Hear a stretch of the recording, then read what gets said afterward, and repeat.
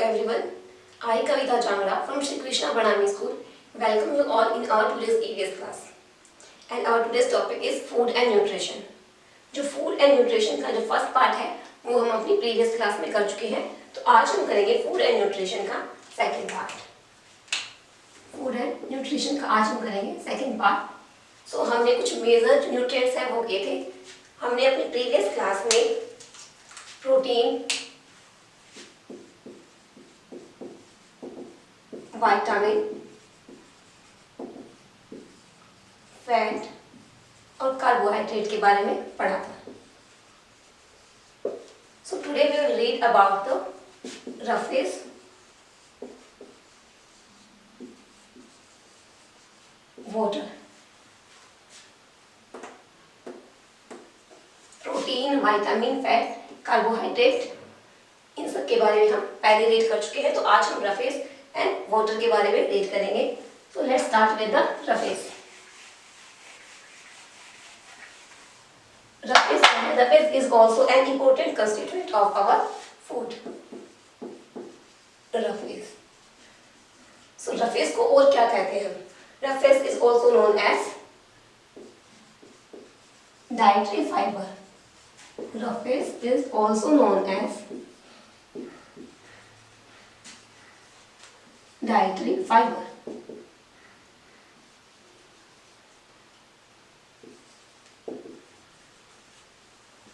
Roughage को हम और क्या बोलते हैं? Dietary fibre. रफेज के अंदर कौन कौन से इंक्लूड होंगे?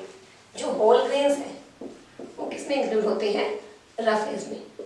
Whole grains are included in the roughage and the best source of roughage. जो रफेज के बेस्ट सोर्स है वो कौन कौन से होंगे? Raw vegetables and fruits. Raw vegetables and fruits are the best source of rafeज.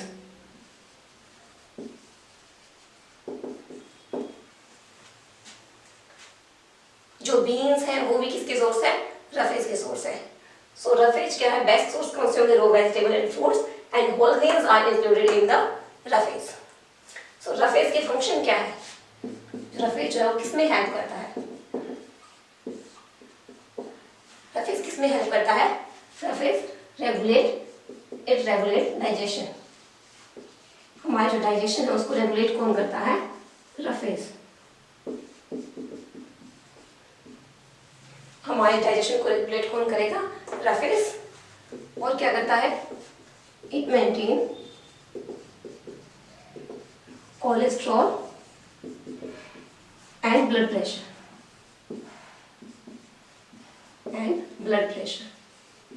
जो ब्लड प्रेशर और जो कोलेस्ट्रॉल लेवल है वो कौन मेंटेन करेगा? रफेज. It prevents constipation.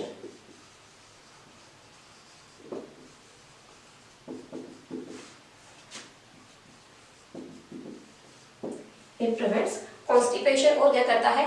जो हमारा वेट मैनेजमेंट है, it helps in weight management. It helps in weight management.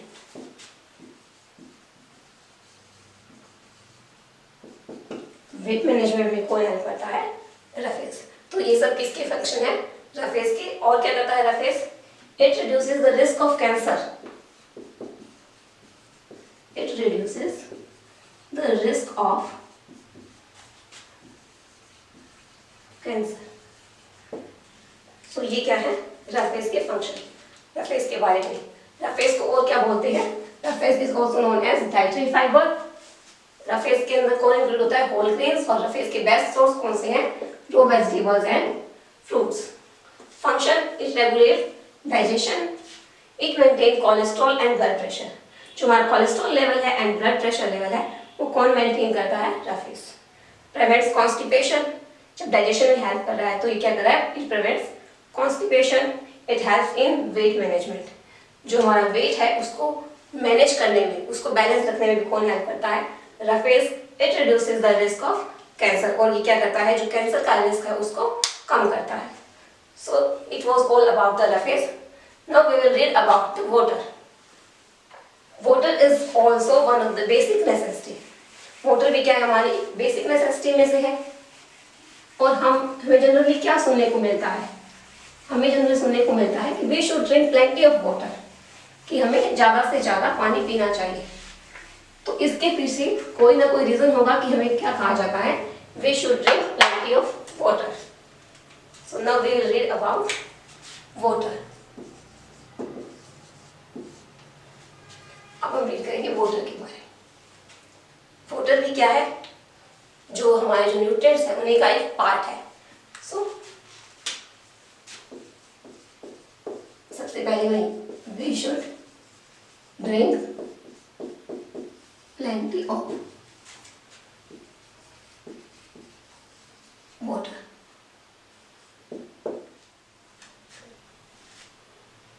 Water act as solvent in our body. Water किसकी तरह काम करता है हमारी बॉडी में, एक सॉल्वेंट का काम करता है। Water act as solvent in our body, so we should drink plenty of water। जो हमारी बॉडी का टेम्परेचर है, बॉडी टेम्परेचर, उसको रेगुलेट कौन करता है, वाटर। उसको मेंटेन कौन करेगा, water. So our normal body temperature is 98.6 degree Fahrenheit, and if we take it in Celsius then we will say 37 degree Celsius. So हमारी बॉडी टेम्परेचर कौन मेंटेन करेगा, वाटर।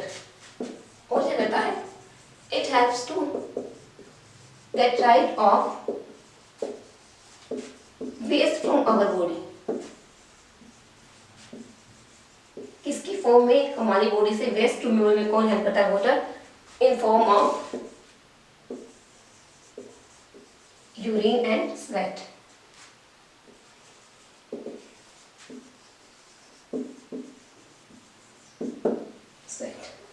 तो हमारी बॉडी से जो वेस्ट मटेरियल है उनको कौन रिमूव करता है, water, in the form of urine and sweat. तो हमें जनरली जो है एक दिन में लगभग 2 से 3 लीटर्स ऑफ वाटर जो है वो 2 to 3 लीटर्स वाटर पीना चाहिए।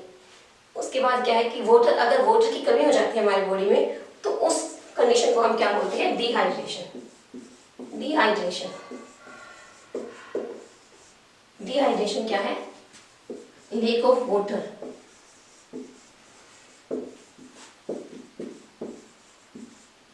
इन अवर बॉडी। जंक फूड, तो जंक फूड में क्या क्या इंक्लूड होगा, आपके जो बर्गर, स्नैक्स, कोल्ड ड्रिंक्स, ये सब किसमें इंक्लूड होते हैं, जंक फूड में। सो जंक फूड से जो क्या है, जंक फूड की क्या इफेक्ट है, जंक फूड खाने से क्या हो सकता है शरीर में, obesity, heart disease,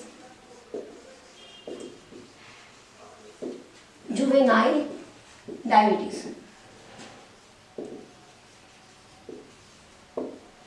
obesity means जब मोटापा होता है, जब आपकी एज से आपका वेट ज्यादा होता है, एज के हिसाब से आपका वेट ज्यादा होता है, वो क्या होता है, obesity. Heart disease, as you know, heart disease. Juvenile diabetes, juvenile diabetes, जब डायबिटीज जो है वो फर्स्ट स्टेज में हो, जब आप बहुत छोटे उम्र में हो और आपको क्या हो जाए, diabetes, that is on first stage diabetes. So अभी जो है क्या होता है कि न्यूबॉर्न बेबी में भी जो है वो डायबिटीज, न्यूबॉर्न बेबीज में भी क्या होता है कि डायबिटीज देखने को मिली है, जुवेनाइल डायबिटीज।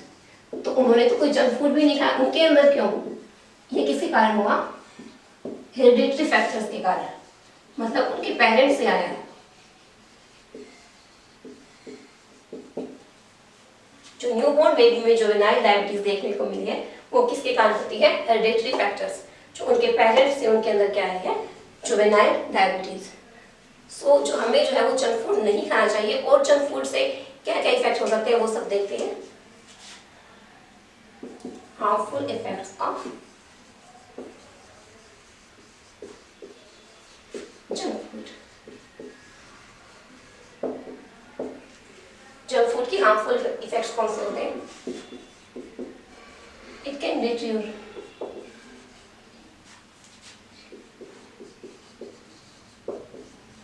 our memory,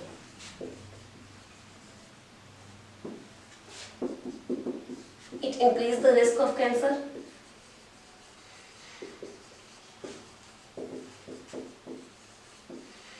क्या होता है, इससे कैंसर का जो रिस्क है वो इंक्रीज होता है। उसके बाद क्या है, increase risk of mental disorder,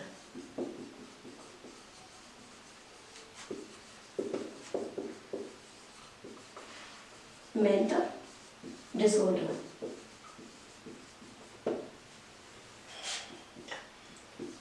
depression, stress,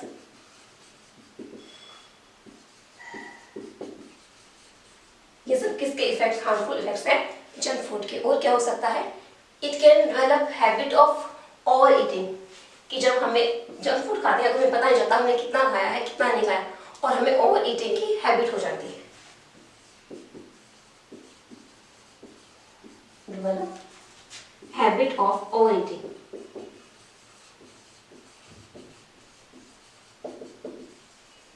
हमारे अंदर जो है वो ओवर ईटिंग की हैबिट भी किससे डेवलप हो सकती है, जंक फूड से। तो हमें जंक फूड जो है वो नहीं खाना चाहिए, और हमें जो है वो जो न्यूट्रिएंट्स वाले फूड हैं वही खाने चाहिए, प्रोटीन्स, विटामिन्स, कार्बोहाइड्रेट्स, जिन फूड्स के अंदर ये सब हो वही फूड जो है वो हमें अपने जो डाइट में है वो इंक्लूड करने चाहिए, तभी वो डाइट क्या होगी, एक बैलेंस्ड डाइट होगी।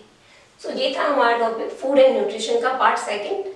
इसका जो पार्ट थर्ड है, जो हमने न्यूट्रिशन जो किए हैं, जो न्यूट्रिएंट्स हमने किए हैं, प्रोटीन्स, विटामिन्स, तो उनकी डेफिशिएंसी से कौन सी डिजीज हो सकती है और उनके कौन कौन से सोर्स है वो हम अपने नेक्स्ट पार्ट में रीड करेंगे। सो आज के लिए इतना ही। आई होप कि आपको आज की क्लास अच्छी लगी होगी। अगर आपको आज की क्लास अच्छी लगी तो प्लीज़ इसे शेयर करें, इसे लाइक करें, और अगर आपने हमारा चैनल अभी तक सब्सक्राइब नहीं किया है तो प्लीज़ इसे सब्सक्राइब करें, और अपने सजेशन हमें कमेंट बॉक्स में कमेंट करना ना भूलें। Thanks for today.